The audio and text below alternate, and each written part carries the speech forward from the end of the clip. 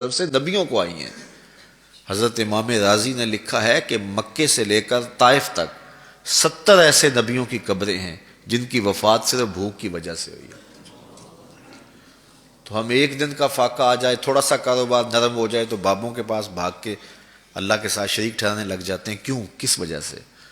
آزمائش سہیں، برداشت کریں۔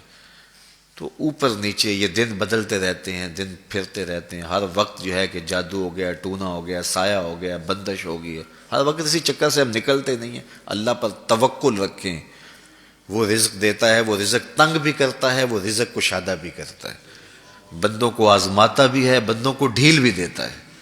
اس کی ڈھیل سے بھی ڈریں اور اس کی آزمائش میں بھی پورا اترنے کی کوشش کریں اور اسی کے حضور دامن پھیلائیں۔ جب مشکلیں آ جائیں تو مصلح بچھا لیں، گھر کے بچوں کو بھی کہیں کہ یہ مشکل آ گئی ہے، لگتا ہے اللہ ناراض ہو گیا، چلو مصلح بچھاؤ۔ اگر بیٹیاں بھی نماز پڑھ رہی ہوں، نوافل ادا کر کے رب کے حضور دعا مانگ رہی ہوں، بیٹے بھی دعا مانگ رہے ہوں، چھوٹے چھوٹے بچے بھی دعا مانگ رہے ہوں، تو کیا اللہ خالی موڑ دے گا؟ تو زیادہ سے زیادہ نیک مجالس کے اندر شامل ہو جائیں۔ تو بالخصوص میں اپنے پیر بھائیوں کو پابند کرتا ہوں کہ آپ اپنے گھروں میں بھی پابند کریں، کسی بابے کے پاس نہ جائیں۔ یہ بڑے گندے لوگ ہیں، یہ سامنے اب چیزیں آ رہی ہیں، بڑے گندے اور غلیظ قسم کے لوگ ہیں، ان کی نظروں میں غلاظت بھری ہوئی ہے، اور جو ہے وہ لوگوں کے ہجوم سے کبھی متاثر نہ ہوں کہ فلاں وہاں سے اتنے لوگ جا رہے ہیں۔ لا یصیر الباطل حقا بکثرت المتمسکین بہ، اگر کسی جھوٹ کے ساتھ، کسی باطل کے ساتھ زیادہ لوگ وابستہ ہو جائیں تو اس وابستگی سے باطل حق نہیں ہو جاتا۔ لوگ کہتے ہیں جی اتنے لوگ آ رہے ہیں، کچھ ہے تو آ رہے ہیں، تو جو بت خانوں میں جا رہے ہیں اتنے لوگ تو کچھ ہیں تو جا رہے ہیں، کیا مطلب یہ کوئی اب معیار ہے؟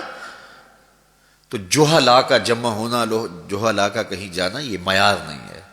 معیار جو اللہ رسول نے دیا ہے ہمارے نزدیک بس وہی ہے۔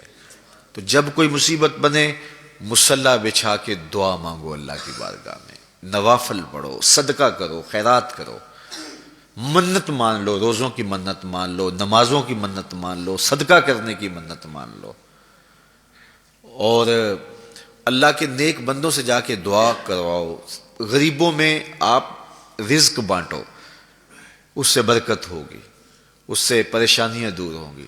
رزق کم ہو گیا ہے تو غریبوں کو دو، لگتا ہے غریبوں کو دو گے تو اور کم ہوگا، نہیں، جب دو گے تو اللہ کے سچے وعدے آپ کو نصیب ہوں گے اور آپ کو برکت نصیب ہوگی، اس کے راہ میں دینے سے کم نہیں ہوتا ہے۔ اس لیے میں خاص طور پہ یہ باتیں اس لیے کر رہا ہوں کہ ان دنوں کے اندر بہت زیادہ جو ہے وہ اس طرح کے لوگ ہیں اور مختلف جو ہے وہ چینلز کے اوپر ان کو سامنے لایا جا رہا ہے، تو ان لوگوں سے اپنے دامن کو چھڑائیں اور صالحین کی صحبت کو اختیار کریں۔ صالحین کی صحبت سے آپ کو نور ملے گا، روشنی ملے گی۔ آزمائش ٹل جاتی ہے تو پھر بھی، ورنہ اس میں استقامت کی توفیق مانگیں، چونکہ جو بلا پر صبر کرتا ہے اسے بھی اجر دیا جائے گا۔ صحیح حدیث میں آتا ہے کہ اہل بلا کو قیامت کے دن جو صلہ دیا جائے گا تو دوسرے لوگ آرزو کریں گے کاش ہمارے جسم کو لوہے کی کینچیوں سے کاٹ دیا جاتا۔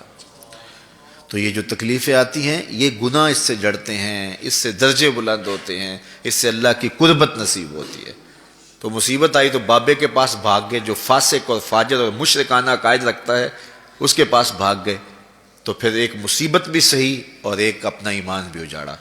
اس لیے اس مصیبت سے جو باطنی فوائد ملیں گے، جو روحانی مرتبے بلند ہوں گے، ان کو حاصل کریں۔ تو غیرت کے ساتھ جینے کا ڈھب ہم سیکھیں، مت ایسے لوگوں کے پاس جائیں۔ اللہ آپ کو مجھے اپنی رحمتوں کے سائے میں رکھے۔